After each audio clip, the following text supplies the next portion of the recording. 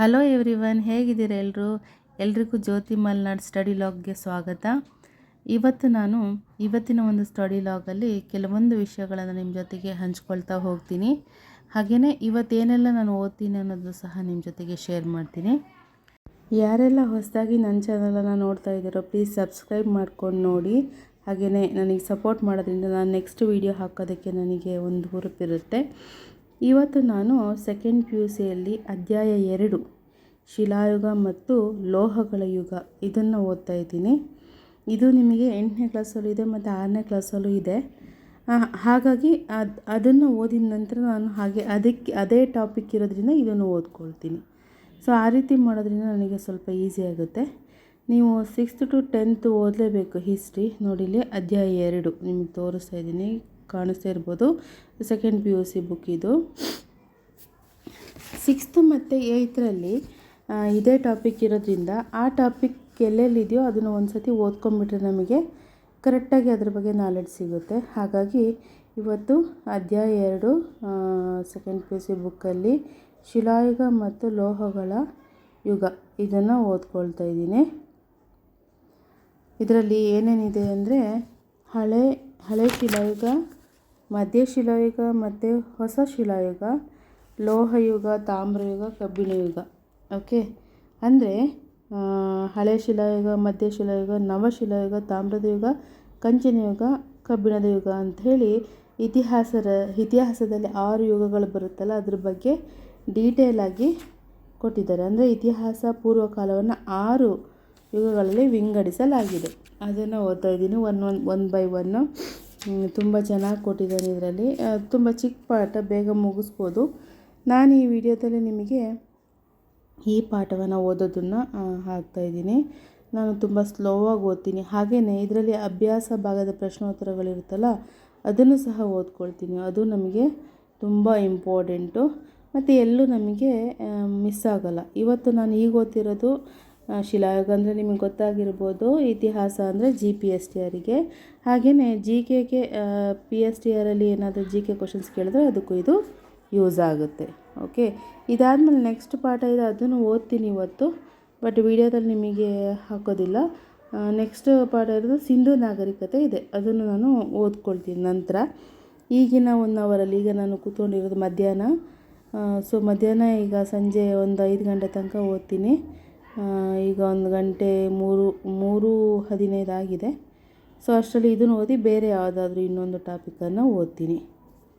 ಹಾಗೆಯೇ ಯಾರೆಲ್ಲ GPSTRಗೆ PSTRಗೆ ಓದ್ತಾ ಇದ್ದೀರಾ, ನೀವು ನಿಮ್ಮ ಓದನ್ನು ನಿಲ್ಲಿಸೋದು ಬೇಡ.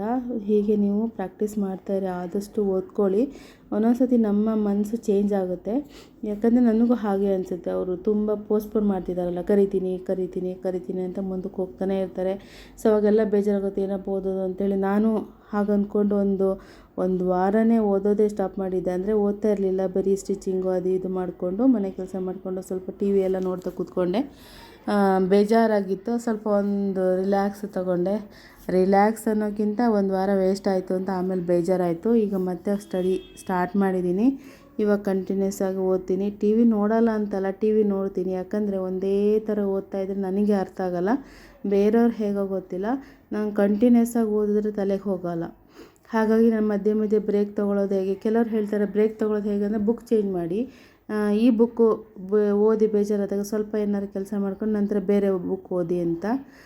ಹಾಗೂ ಮಾಡ್ಬೋದು, ಕೆಲವೊಬ್ರಿಗೆ ಅದು ಸೂಟ್ ಆಗುತ್ತೆ. ಬಟ್ ನಂಗೆ ಒಂದೊಂದು ಸತಿ ಅದು ಸೂಟ್ ಆಗೋಲ್ಲ. ನಾನೇನು ಮಾಡ್ತೀನಿ, ಬೇಜಾರಾದರೆ TV ಹಾಕೊಂಡು ಕೂತ್ಕೊಳ್ತೀನಿ, ಯಾವುದಾದ್ರೂ ಕಾಮಿಡಿ ಏನಾದರೂ ನೋಡ್ತೀನಿ. ಸುಮಾರು ಹೊತ್ತು ನೋಡ್ತೀನಿ. ಆಮೇಲೆ ಸಮಾಧಾನ ಆದಮೇಲೆ ಓಕೆ ನನಗೆ ಈಗ ಓದಬೇಕು ಅನಿಸ್ತಾ ಇರುತ್ತಲ್ಲ, ಅವಾಗ ಹೋಗಿ ಕೂತ್ಕೊಂಡು ಓದ್ತೀನಿ. ಮತ್ತು ಆದಷ್ಟು ರಿಪಿಟೇಷನ್ ಮಾಡಬೇಕು. ನೋಡಿ ಇಲ್ಲಿ ಚಿಂಟು ಬಂದು, ಅವಳು ನಾನು ಓದ್ತಾ ಕೂತಾಗ ಅವಳಿಗೆ ಹಸುವಾಗಿದ್ದರೆ ಬರ್ತಾಳೆ, ಬಂದು ಕೇಳ್ತಾಳೆ ನಮ್ಮನೇಲಿ ಹೆಸರು ಚಿಂಟು ಅಂತ. ನನ್ನ ಮುಂದೆ ಹಿಂದೆನೇ ಓಡಾಡ್ತಿರುತ್ತೆ. ನೋಡಿ ಇವಾಗ ಬಂದವಳು ಸೀದಾ. ನಾನು ಅದನ್ನು ಸ್ವಲ್ಪ ಮುದ್ದು ಮಾಡ್ತೀನಿ ಬಂದಾಗೆಲ್ಲ. ನನಗೆ ಭಾಳ ಇಷ್ಟ ಅಂದರೆ ತುಂಬ ಇಷ್ಟ ಬೆಕ್ಕು ಅಂದರೆ. ಸೊ ನಾವು ತುಂಬ ಚಿಕ್ಕನಿಂದ ಹೇಳೋದು ಸಾಕಿದ್ದೀವಿ. ತುಂಬ ಅಟ್ಯಾಚ್ಮೆಂಟ್ ಇದೆ ಇದಕ್ಕೆ. ನಾವು ಹೇಳಿದಾಗೆಲ್ಲ ಕೇಳುತ್ತೆ, ಕುತ್ಕೋ ಅಂದರೆ ಕುತ್ಕೊಳ್ಳುತ್ತೆ, ಬಾ ಅಂದರೆ ಬರುತ್ತೆ, ಡಿಸ್ಟರ್ಬ್ ಮಾಡಲ್ಲ. ಕೂಗೋದು ಜಾಸ್ತಿ ಇಲ್ಲ, ತುಂಬ ಕೂಗೋದೆಲ್ಲ ಇಲ್ಲ. ತುಂಬ ಅತಿಯಾಗಿ ಹಸುವಾದರೆ ಬಂದು ಕೂಗ್ತಾಳೆ, ಅದು ನಿಧಾನಕ್ಕೆ ಕರೀತಾಳೆ. ಸೊ ಅದರೊತ್ತಿಗೆ ಸ್ವಲ್ಪ ಹೊತ್ತು ಟೈಮ್ ಸ್ಪೆಂಡ್ ಮಾಡಿ ಅದನ್ನು ಮುದ್ದು ಮಾಡಿ ನಂತರ ಅದಕ್ಕೆ ಏನಾರು ಬೇಕಾದರೆ ಕೊಡೋಣ ಅಂತ ಅವಳಿಗೆ ಕರ್ಕೊಂಡು ಹೋಗೋಕ್ಕೆ ಬಂದಿದ್ದೆ. ಆ್ಯಕ್ಚುಲಿ ನಾನು ಹಿಡ್ಕೊಂಡಿದ್ದೀನಿ ಅಂತ ಸುಮ್ಮನಿದ್ದಾಳೆ. ನಾನೇನು ಮಾಡಿದ್ರು ಸುಮ್ಮನೆ ಇರ್ತಾಳೆ ತಡ್ಕೊಂಡು, ಏನು ಮಾಡಲ್ಲ. ಅದಕ್ಕೆ ಈಗ ಫುಡ್ ಬೇಕು, ಕ್ಯಾಟ್ ಫುಡ್ ಹಾಕ್ತೀವಿ ಅದಕ್ಕೆ. ಅದು ಹಾಕೋ ತನಕ ನಾನು ಎದ್ದು ಬರೋ ತನಕ ಸುಮ್ಮನೆ ಇರುತ್ತೆ. ತುಂಬ ಪೇಷನ್ಸಿಂದ ಕಾಯ್ತಾಳೆ, ಏನು ರಗಳೆ ಮಾಡಲ್ಲ.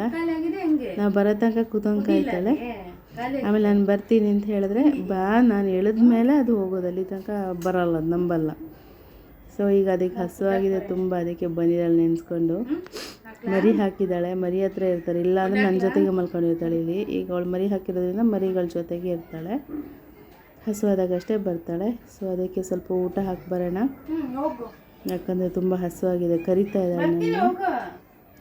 ಓಕೆ ಬನ್ನಿ, ಅದಕ್ಕೆ ಊಟ ಹಾಕಿ ಬಂದು ನಂತರ ನಾನು ಓದನ್ನು ಸ್ಟಾರ್ಟ್ ಮಾಡ್ತೀನಿ.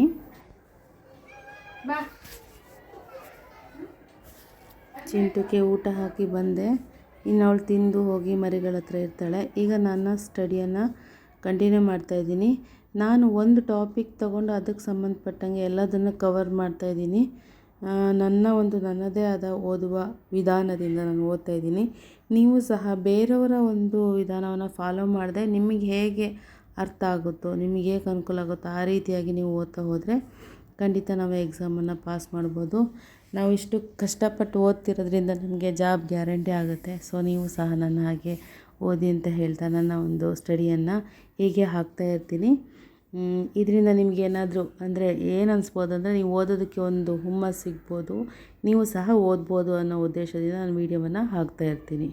ಓಕೆ, ಇದು ವೀಡಿಯೋ ಮಾಡೋದಕ್ಕೆ, ಎಡಿಟ್ ಮಾಡೋದಕ್ಕೆ, ಅಪ್ಲೋಡ್ ಮಾಡೋದಕ್ಕೆ ತುಂಬ ಟೈಮ್ ಹಿಡಿಯುತ್ತೆ. ನನ್ನ ಒಂದು ಈ ಬ್ಯುಸಿ ಶೆಡ್ಯೂಲಲ್ಲಿ ಅದನ್ನು ಸಹ ನಾನು ಮಾಡ್ತಾಯಿದ್ದೀನಿ. ಹಾಗಾಗಿ ನೀವು ದಯವಿಟ್ಟು ಒಂದು ಲೈಕ್ ಮಾಡಿ, ನಿಮ್ಮ ಫ್ರೆಂಡ್ಸಿಗೂ ಸಹ ಶೇರ್ ಮಾಡಿ, ಈ ರೀತಿಯಾಗಿ ನನಗೆ ಒಂದು ಸಪೋರ್ಟನ್ನು ಮಾಡಿ ಅಂತ ಹೇಳ್ತಾ ನಾನು ಮುಂದುವರಿಸ್ತಾ ಇದ್ದೀನಿ.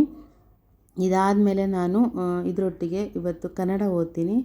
ಕನ್ನಡದಲ್ಲಿ ಸಂಧಿಗಳು, ಆಮೇಲೆ ವಿಭಕ್ತಿ ಪ್ರತ್ಯಯ, ಇವುಗಳನ್ನು ಚೆನ್ನಾಗಿ ಅಭ್ಯಾಸ ಮಾಡೋಣ ಅಂತ ಜಾಸ್ತಿ ಒತ್ತು ಕೊಟ್ಟು, ಮತ್ತು ಪದಗಳ ಅರ್ಥಗಳನ್ನು ಆದಷ್ಟು ನೋಡ್ಕೋಬೇಕು.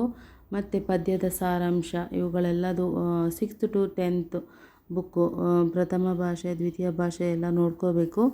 ನನ್ನ ಹತ್ರ ಎಷ್ಟು ಅವೈಲೇಬಲ್ ಇದೆಯೋ ಅಷ್ಟು ಬುಕ್ಕಲ್ಲಿ ನಾನು ಬುಕ್ ನೋಡ್ಕೊಳ್ತೀನಿ, ಮಿಕ್ಕಿದೆಲ್ಲ PDF ನೋಡ್ಕೊಳ್ತೀನಿ. ಪದ್ಯದ ಸಾರಾಂಶವನ್ನು ಬರೀಬೇಕಾದ್ರೆ ನಾವು ಸ್ವಲ್ಪ ಅದ್ರ ಬಗ್ಗೆ ನಾಲೆಡ್ಜ್ ಇದ್ದರೆ ಒಳ್ಳೆಯದು. ಮತ್ತು ವಿರುದ್ಧ ಪದ ಇವುಗಳೆಲ್ಲ ಸ್ವಲ್ಪ ಈಸಿ ಇರುತ್ತೆ, ಪೇಪರ್ 3 ಈಸಿ ಇರುತ್ತೆ ಅಂತ ಹೇಳ್ತಾರೆ. ನಾನು ನಮ್ಮ ಮನೆಯವರು ಪೇಪರ್ ಬರೆದಿದ್ರಲ್ಲ, ನಮ್ಮ ಮನೆಯವರು ಆ್ಯಕ್ಚುಲಿ GPT ಬರೆದಿದ್ರು, ಪಾಸಾಗಿದ್ದರು. ಸೊ ಆ ಪೇಪರಲ್ಲಿ ನೋಡಿದ ಹಾಗೆ ಕನ್ನಡ ತುಂಬ ಈಸಿ ಇರುತ್ತೆ. ಆದ್ರೂ ನಾವು ಪ್ರಿಪೇರ್ ಆಗೋದು ಮಾತ್ರ ಬಿಡೋಂಗಿಲ್ಲ, ಯಾಕಂದರೆ 1 ಮಾರ್ಕ್ಸು ತುಂಬ ಇಂಪಾರ್ಟೆಂಟು. 1 ಮಾರ್ಕ್ಸನ್ನು ಸಹ ವೇಸ್ಟ್ ಆಗಬಾರ್ದು. ಹಾಗಾಗಿ ಪ್ರತಿಯೊಂದನ್ನು ನಾವು ಆದಷ್ಟು ಕವರ್ ಮಾಡಬೇಕು. ಮತ್ತು ಸೈಕಾಲಜಿಯನ್ನು ಜಾಸ್ತಿ ಒತ್ತು ಕೊಟ್ಟು ಓದಬೇಕು.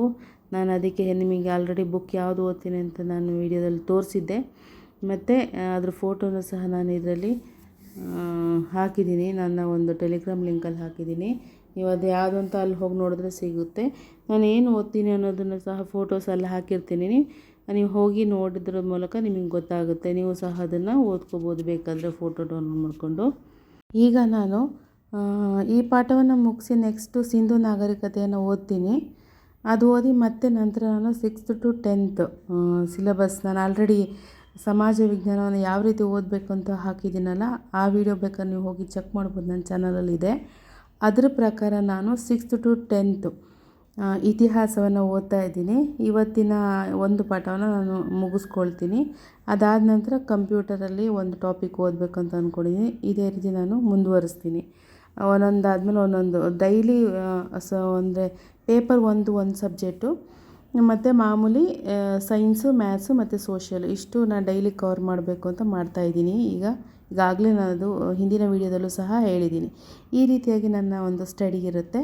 ನೀವು ಸಹ ಒಂದೇ ಸಬ್ಜೆಕ್ಟ್ ಓದ್ತಾ ಮಿಕ್ಕಿದೆಲ್ಲ ಪೆಂಡಿಂಗ್ ಇಟ್ಕೊಬೇಡಿ, ಜೊತೆಗೆ ಅದನ್ನು ಚೇಂಜ್ ಮಾಡಿ ಓದ್ತಾ ಇರಿ. ಒಂದೇ ಓದಿದ್ರೂ ನಿಮಗೆ ಅರ್ಥ ಆಗೋದಿಲ್ಲ, ತಲೆಗೂ ಹೋಗೋದಿಲ್ಲ. ಹಾಗಾಗಿ ಚೇಂಜ್ ಮಾಡೋದ್ರಿಂದ ಏನಾಗುತ್ತೆ, ಸ್ವಲ್ಪ ಚೆನ್ನಾಗಿ ವಿಷಯ ತಲೆಗೆ ಹೋಗುತ್ತೆ. ಓಕೆ, ಇವತ್ತಿನ ಒಂದು ವಿಡಿಯೋದಲ್ಲಿ ಇಷ್ಟೇ ಫ್ರೆಂಡ್ಸ್. ಇನ್ನೇನಾದ್ರು ಇದ್ದರೆ ನಾನು ಅದನ್ನು ಮುಂದಿನ ವಿಡಿಯೋದಲ್ಲಿ ಶೇರ್ ಮಾಡ್ಕೊಳ್ತಾ ಹೋಗ್ತೀನಿ ನಿಮ್ಮ ಜೊತೆ. ನೀವು ಸಹ ಇವತ್ತು ಏನು ಓದಬೇಕು ಅಂದ್ಕೊಂಡಿದ್ದೀರಾ ಆ ಟಾಪಿಕ್ನ ಕಂಪ್ಲೀಟಾಗಿ ಮುಗಿಸಿ, ಆದಷ್ಟು ಪ್ರಾಕ್ಟೀಸ್ ಮಾಡಿ. ಜೊತೆಗೆ ಕ್ವಶನ್ ಬ್ಯಾಂಕನ್ನು ಸಹ ಓದಿ. ನಾನು ಕ್ವಶನ್ ಬ್ಯಾಂಕನ್ನು ಓದ್ತೀನಿ. ಓಕೆ, ನೋಡಿ ಇಲ್ಲಿ ನಾನು ತೋರಿಸ್ತಾ ಇದ್ದೀನಿ. ನೆಕ್ಸ್ಟ್ ನಾವು ಸಿಂಧು ನಾಗರಿಕತೆ ಓದೋದು. ಓಕೆ, ಹಾಗಾದರೆ ಸಿಗೋಣ ಮುಂದಿನ ಒಂದು ವಿಡಿಯೋದಲ್ಲಿ. ಅಲ್ಲಿ ತನಕ ಬಾಯ್ ಬಾಯ್. Thank you.